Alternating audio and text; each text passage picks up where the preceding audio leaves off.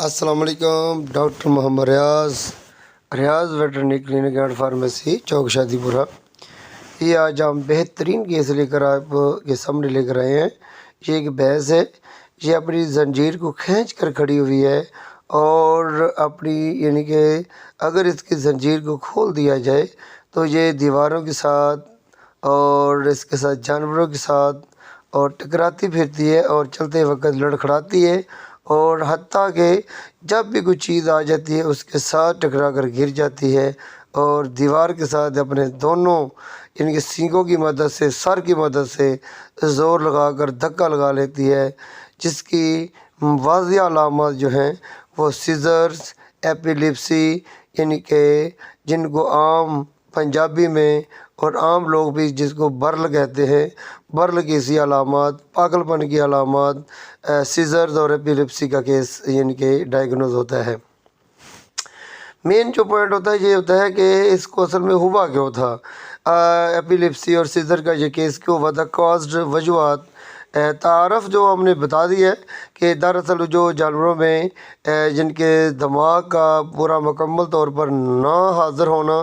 दिमाग का पूरा मुकम्मल तौर पर यानी कि दिमागी अलामत का यानी कि मुकम्मल तौर पर ठीक ना होना, जिसकी वजह से जानवर की आँखों की बिनाई का ख़त्म हो जाना, अपने सर को ऊपर उठा कर रखना, अपनी गर्दन को तन कर रखना, अकड़ा कर रखना और जंजीर वगैरह को खींच कर खड़े होना, हत्ता के ज़ोर लगाते लगाते अपनी टांगों को स्लिपिंग करते हुए गिर जाना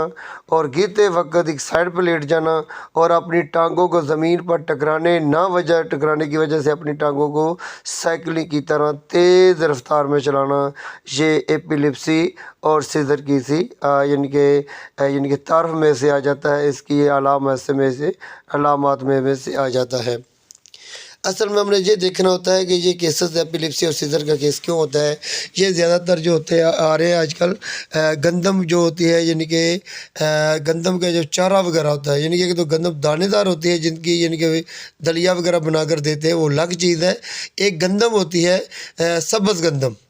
ये सब्ज़ गंदम की वजह से हमें देखने में इतने केसेस आ रहे हैं। हम तकरीबन एक दिन में 3 से 4 केसेस देख रहे हैं। ज़्यादातर तो कई डेयरी फार्म में 4 5 एक डेयरी फार्म में ये जानवरों को मसला बन रहा है। ये क्यों मसला बन रहा है? क्योंकि गंदम को अक्सर लोग स्प्रे वगैरह करते हैं और स्प्रेमों की वजह से, जिसकी वजह से जानवरों को जब जानवर ये खुराक खाते हैं तो जिस्म में मौजूद पॉइजनिंग फैलती है और जो पॉइजनिंग स्टमक से यानी कि जिसकी गैसेस जो होती हैं दिमाग को असरात में मुतासर कर देती है, जिससे दिमाग की झिल्लियों की सोजिश हो जाती है। सेंट्रल दिमाग जो होता है उसमें सोजिश आ जाती है, जिससे जानवर का जो दिमागी सिस्टम होता है उसका निज़ाम दरम बरम हो जाता है, जिससे जानवर की नज़र में यानी कि कमज़ोरी आ जाती है। हत्ता कि कमज़ोरी के साथ साथ नज़र बिल्कुल ख़त्म हो जाती है और साथ जानवर जो होता है दिमागी फालज में मुतासर हो जाता है। जानवर का दिमाग बिल्कुल काम नहीं करता, जिसकी वजह से जानवर पागलों की सी अलामत ज़ाहिर करता है, चलते वक्त लड़खड़ाता है, चक्कर निकालता है और कभी कभी सीधा भी जा रहा है और कोई दीवार आ गई है, कोई खुरली या कोई पानी का तालाब वगैरह आ गया या कोई खाला नाला वगैरह आ गया तो वहाँ टकराने की सी अलामत पागल की सी अलामत में से साबित होता है।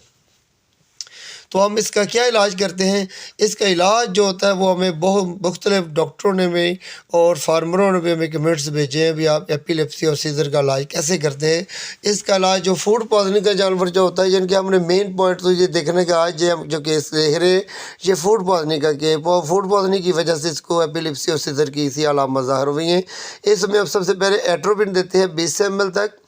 और साथ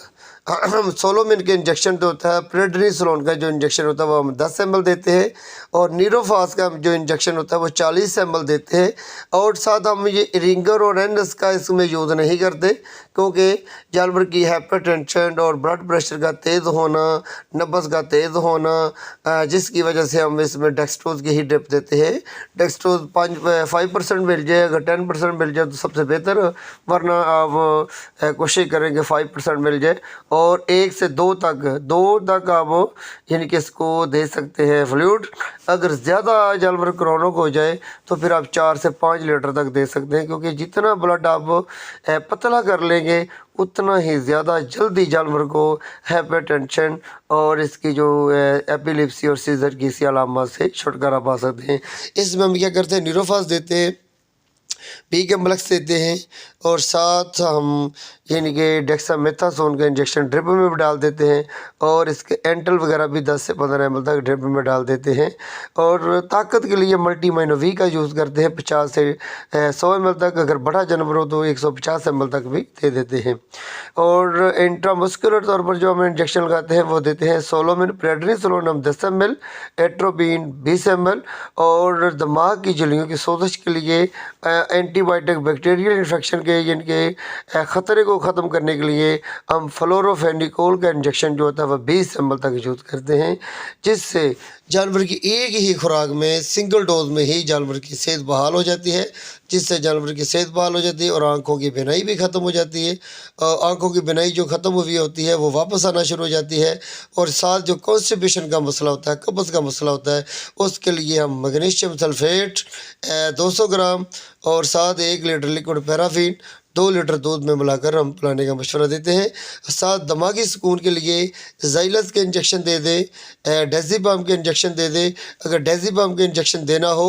10 سے 12 امپیول، یعنی کہ یہ 2 ml کا امپیول ہوتا ہے، اگر 12 امپیول دیں گے تو 24 ml تک آپ انجیکشن دے سکتے ہیں۔ اگر زائلس کا انجیکشن آپ کے پاس اویلیبل ہے تو 1 ml تک بڑے جانور کی خوراک ہے۔ اگر جانور کم یعنی کہ چھوٹا ہو تو پھر آپ 1 یعنی کہ cc سے تھوڑا سا کم کر لیں، ورنہ 1 ہی cc تک دیتے کوئی بات نہیں۔ لیکن جب یہ آپ زائلس کے انجیکشن دیں گے 15 سے 20 منٹ تک